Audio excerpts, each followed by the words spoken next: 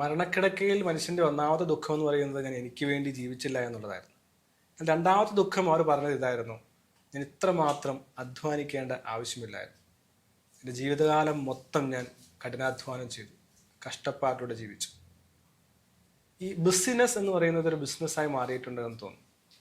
എപ്പോഴും ബിസി ആയിരിക്കുക എന്നുള്ളത്, അതാണ് ബിസിനസ് എന്ന് തോന്നിയ ഒരു മനുഷ്യൻ.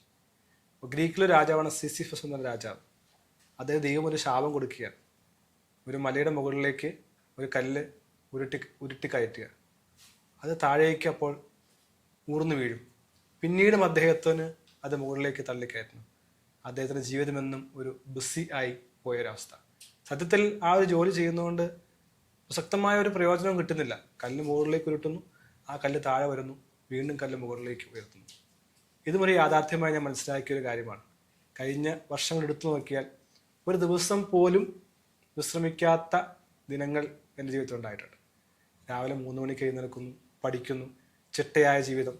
വൈകിട്ട് കൃത്യസമയത്ത് ഉറങ്ങാൻ പോകുന്നു, പഠിക്കുന്നു, പുസ്തകങ്ങൾ എഴുതുന്നു, വീഡിയോകൾ ചെയ്യുന്നു, ക്ലാസ് കൊടുക്കുന്നു, കൺസൾട്ടൻസി കൊടുക്കുന്നു.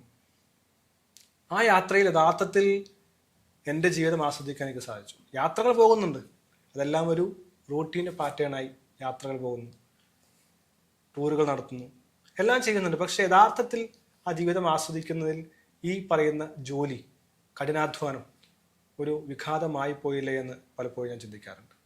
അധ്വാനിക്കുക, കാരണം വെറുതെ ഇരിക്കുന്നത് എന്തോ പാവമാണെന്നുള്ള ചിന്ത, വെറുതെ ഇരുന്നാൽ ഞാൻ പിറകിലായി പോകുമോ എന്നുള്ള ഭയം. അതുകൊണ്ട് നിരന്തരമായുള്ളൊരു യാത്രയിൽ ഞാൻ അലഞ്ഞുകൊണ്ടിരിക്കുകയാണ്. ഇത് ഞാൻ മാത്രമല്ല, ഹൈ പെർഫോമിംഗ് ആയിട്ടുള്ള ബിസിനസ്സുകാരും ജോലിക്കാരും പ്രൊഫഷണൽസും എല്ലാം അനുഭവിക്കുന്നൊരു കഠിനമായ വിഷയമായിട്ട് എനിക്ക് തോന്നാറുണ്ട്. ഞാൻ ഒന്ന് പിന്മാറിയാൽ, ഒരു നിമിഷം വർക്ക് ചെയ്യാതിരുന്നാൽ ഞാൻ പിറകിലേക്ക് പോകുമോ എന്നുള്ള ചിന്ത. പകരം എന്ത് സംഭവിക്കും? പലപ്പോഴും കുടുംബ ബന്ധങ്ങൾ, മക്കൾ, സുഹൃത്തുക്കൾ ഇവരെ നഷ്ടപ്പെടുത്തിക്കൊണ്ട് പിന്നീട് നാം വിലപിക്കുന്നൊരു അവസ്ഥയുണ്ട്. അതൊരു വലിയൊരു പ്രശ്നമായിട്ടാണ് നാം മനസ്സിലാക്കേണ്ടത്. ഓവറായി വർക്ക് ചെയ്യുക, ഹാർഡ് വർക്കാണ് ഏറ്റവും നല്ലതെന്ന് ചെറുപ്പം മുതലേ നമ്മോട് പറഞ്ഞൊരു സമൂഹമുണ്ട്. Hard work is the key to success. അധ്വാനിക്കുക, നേരത്തെ എഴുന്നേൽക്കുക, ഫോക്കസ്ഡ് വർക്ക് ചെയ്യുക. അതിനിടയിൽ നമ്മൾ യഥാർത്ഥത്തിൽ ജീവിക്കാൻ മറന്നു പോകുന്നുണ്ടോ? ഉണ്ടെന്ന് ഞാൻ മനസ്സിലാക്കി. ഈ പറയുന്ന മരണക്കിടക്കയിൽ വളരെ വേദനയോടെ ധാരാളം ആളുകൾ പറഞ്ഞുപോയ വാക്കാണ്: ഇത്രമാത്രം അധ്വാനിക്കേണ്ട ആവശ്യമില്ലായിരുന്നു. പലപ്പോഴും സംസാരിച്ചു പോകുമ്പം വളരെ ട്രോമറ്റൈസ്ഡ് ആയിട്ടുള്ള, അൺഹീൽഡ് ആയിട്ടുള്ള ആളുകളായിരിക്കും ഒരു പക്ഷേ ജീവിതത്തിൽ നമ്മുടെയൊക്കെ റോൾ മോഡലുകളായി വിജയിച്ചു നിൽക്കുന്നത്. അവരുടെ പാസ്റ്റിൽ കിടക്കുന്ന ഏതോ വേദനകളിൽ നിന്ന്, വൂൺസിൽ നിന്ന് അവർക്ക് ഉണ്ടായ വിജയങ്ങളെ അവർ നമ്മുടെ മുമ്പിൽ പെരുപ്പിച്ച് കാണിക്കുമ്പോൾ എനിക്കും അതായിത്തീരണമെന്നാണ് നമ്മൾ ആഗ്രഹിക്കുന്നത്. പക്ഷെ അയാൾ അതിലേക്ക് എത്തുന്നതിന് പിന്നിൽ അയാൾക്ക് പ്രേരണയായത്, അയാൾക്ക് ഫ്യുവലായത് അയാൾക്കുണ്ടായ ട്രോമകളായിരിക്കും, അയാൾക്കുണ്ടായ വേദനകളായിരിക്കും. അതിനെ ഇന്ധനമാക്കിയാണ് അയാൾ ആ വിജയത്തിലേക്ക് എത്തിയത്. ഒരു തരത്തിൽ അയാൾക്കുണ്ടായ വേദനകളെ ഹീൽ ചെയ്യാതെ, അതിനെ നേരിടാതെ, അതിനെ ഫേസ് ചെയ്യാതെ, അതിൽ നിന്ന് എസ്കേപ്പ് ചെയ്ത് അയാൾ മറ്റെന്തോ ആയിത്തീരാൻ വേണ്ടി അവിടെ ശ്രമിച്ചു. അതിനൊടുവിൽ അയാൾ വിജയിക്കുന്നു. എന്നിട്ട് ആ വിജയം നമ്മളെ കൊതിപ്പിക്കുന്നു. നമ്മളും ആ വിജയത്തിൻ്റെ പിന്നാലെ പോകുന്നു. ഞാൻ എന്താണ് നിലവിൽ എന്നും, ഞാൻ ഇപ്പോഴെന്താണെന്നും, ഞാൻ യഥാർത്ഥത്തിൽ എന്താണ് ആയിത്തീരേണ്ടതെന്നും, എൻ്റെ യഥാർത്ഥ സ്വധർമ്മം എന്താണെന്നും, സ്വധർമ്മം എന്ന് പറയും, ഞാൻ എന്താണോ ആയിത്തീരേണ്ടത് ഈ യൂണിവേഴ്സിൽ, ഈ ഭൂമിയിൽ, എൻ്റെ ഈ ജീവിതം കൊണ്ട് എനിക്കെന്താണ് ചെയ്യേണ്ടത്, ഞാൻ എന്താണ് ഈ ഭൂമിക്ക്, ഈ ലോകത്തിന് നൽകേണ്ടത്, എന്നിൽ നിന്ന് എന്ത് പ്രതീക്ഷിച്ചാണ് ഈ യൂണിവേഴ്സ് എന്നെ ഈ ഭൂമിയിൽ ജനിപ്പിക്കാൻ ഉദ്ദേശിച്ചിട്ടുള്ളത്, ഞാൻ എന്തിനു വേണ്ടിയിട്ടാണ് ജീവിക്കേണ്ടത് എന്ന ചോദ്യം പോലും തിരിച്ചറിയാനാകാതെ ഏതോ വിജയത്തിൻ്റെ പിന്നാലെ കൊതിപ്പിച്ച് അതിനാൽ സ്വാധീനിക്കപ്പെട്ട് നമ്മൾ അതിലേക്ക് എത്തിച്ചുകയാണ് ചെയ്യുന്നത്. അതിനുശേഷം ഈ ആളുകളെല്ലാം നമ്മളെ നല്ലത് പഠിപ്പിക്കുന്നു എന്ന് പറയുന്ന, നമ്മളെ ഉത്തേജിപ്പിക്കുന്നവർ, നമ്മളെ മോട്ടിവേറ്റ് ചെയ്യിക്കുന്നവർ, വളരെ വ്യത്യസ്തങ്ങളായ ആഹ്വാനങ്ങളിലുള്ള മനുഷ്യരെ മുന്നോട്ട് നയിക്കുന്ന ആളുകൾ.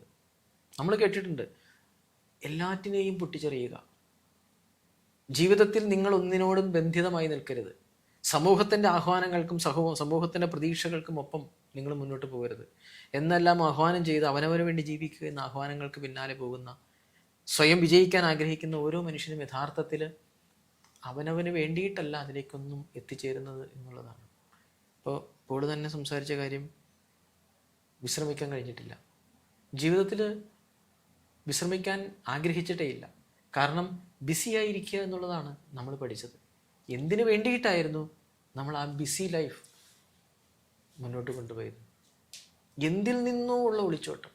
നമ്മുടെ ഉള്ളിൽ, നമ്മുടെ മുന്നിൽ എന്തോ ഒരു പ്രശ്നം നമുക്ക് നേരിടാൻ കഴിയാത്തതായിട്ട് നിൽക്കെ അതിനെ നേരിടാതിരിക്കാൻ വേണ്ടിയിട്ടുള്ള ഉപായം എന്ന നിലയിലാണ് പലപ്പോഴും നമ്മൾ ബിസി ആയിരിക്കുന്നത്, നമ്മൾ വിജയിക്കാൻ ആഗ്രഹിക്കുന്നത്.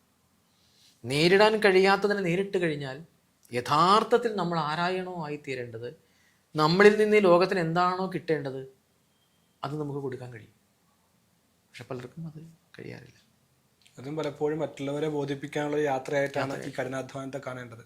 ഒന്ന്, നമ്മുടെ മുറിവിന് ഉണക്കുവാനുള്ള മറക്കുവാനുള്ള തന്ത്രമായി ഞാൻ രാവിലെ നേരത്തെ എഴുന്നേൽക്കുന്നു, കഠിനാധ്വാനം ചെയ്യുന്നു, ഇത്രയും കാര്യങ്ങൾ ചെയ്യുന്നു എന്ന് മറ്റുള്ളവർ പറയുമ്പോൾ ഞാൻ ജീവിതത്തിൽ പരാജയപ്പെട്ടു പോയിട്ടില്ല എന്ന് മറ്റുള്ളവരെ ബോധിപ്പിക്കുകയാണ്. രണ്ടാമത്, ഞാൻ ഇങ്ങനെ ചെയ്യുമ്പോൾ എൻ്റെ ദുഃഖങ്ങളെയും എൻ്റെ വേദനകളെയും ഞാൻ മറക്കാൻ ശ്രമിക്കുകയാണ്. ഇതിന് യഥാർത്ഥ പ്രശ്നത്തെ ഞാൻ നോക്കിക്കാണാതെ, അതിനെ പരിഹരിക്കാതെ ഈ കഠിനാധ്വാനം, സിസിഫസ് എങ്ങനെയാണോ കല്ല് ചുമന്ന് മുകളിലേക്ക് കയറ്റി താഴേക്ക് വിട്ടത്, അതുപോലെ തന്നെ ഒരു ട്രെഡ്മില്ലായ ജീവിതം നിരന്തരം ഓടിക്കൊണ്ടിരിക്കുകയാണ്. പക്ഷേ ജീവിതം നിൽക്കുന്നതോ അതേ സ്ഥാനത്ത് തന്നെ. ഹാംസ്റ്റർ എലിയുണ്ട്. ഹാംസ്റ്റർ എലി റോളിൽ ഇങ്ങനെ കറങ്ങിക്കൊണ്ടിരിക്കുകയാണ്, പക്ഷേ എലിക്ക് ഒട്ടും മൂവ് ചെയ്യാൻ സാധിക്കുന്നില്ല. ഇതൊരു വളരെ മനസ്സിലാക്കേണ്ട ഒരു യാഥാർത്ഥ്യമായി നാം കാണേണ്ട കാര്യമാണ്. ജീവിതം ഇങ്ങനെ ഓടിക്കൊണ്ടിരിക്കുന്നു, പക്ഷേ എങ്ങോട്ടും മുന്നോട്ട് പോകുന്നില്ല. ട്രെഡ്മില്ല് പോലെയുള്ള ഒരവസ്ഥ. അത് ഈ രണ്ട് കാര്യം തന്നെയാണ്. ഒന്ന്, ഞാൻ പിന്നോട്ട് പോകുമോ എന്നുള്ള അകാരണമായ ഭയം. രണ്ട്, എൻ്റെ മുറിവുകളെ മറയ്ക്കുവാനുള്ള ഒരു ശ്രമം. മൂന്ന്, മറ്റുള്ളവരെ ബോധ്യപ്പെടുത്താനുള്ള ഒരു കപടമായ യാത്രയായിട്ടാണ് നാം അതിനെ കാണേണ്ടത്. ശരിക്കും ജീവിതത്തിൽ ഒരു പോസ്, വിശ്രമം ആവശ്യമാണ്. ഏത് വലിയ മെഷീൻ ആണെങ്കിൽ കൂടെയും എത്രയോ പ്രാവശ്യം നിർത്തുന്നത്, എത്രയോ പ്രാവശ്യമാണ് മെയിൻ്റനൻസ് ചെയ്യുന്നത്, എത്രയോ പ്രാവശ്യമാണ് അതിൻ്റെ ബ്രേക്ക് ഡൗൺ എല്ലാം നന്നാക്കാനായി ശ്രമിക്കുന്നത്. പക്ഷെ മനുഷ്യ ജീവിതത്തിൽ അങ്ങനെ ഒരു ബ്രേക്ക് അല്ലെങ്കിൽ സബാറ്റിക്കൽ എന്നൊക്കെ നാം പറയും. അതുവരെ വിശ്രമിച്ചുകൊണ്ട് ഒന്ന് തിരിഞ്ഞു നോക്കാൻ, എൻ്റെ മനസ്സിലേക്കും എൻ്റെ ഹൃദയത്തിലേക്കും എൻ്റെ ബന്ധങ്ങളിലേക്കും എല്ലാം തിരിഞ്ഞു നോക്കാൻ സമയം ചെലവഴിക്കേണ്ടത് തീർച്ചയായും അത്യന്താപേക്ഷിതമാണെന്നുള്ള തിരിച്ചറിവാണ് ഞാൻ എൻ്റെ ജീവിതത്തിൽ ഉണ്ടായതും ഞാൻ പഠിപ്പിക്കുവാൻ ശ്രമിക്കുകയും ചെയ്യുന്നു.